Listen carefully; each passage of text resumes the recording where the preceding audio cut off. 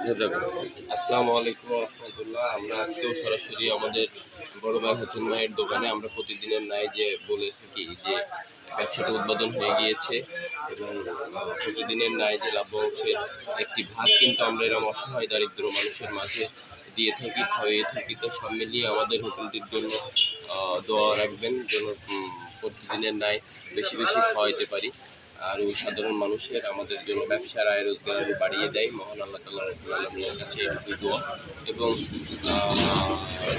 Saudi প্রবাসী যে আপনি আমাদের পাশে আছে আমি না ওর জন্য দোয়া রাখবেন। সব মিলিয়ে ভালোবাসা অবিরাম সবসময় শুভকামনা।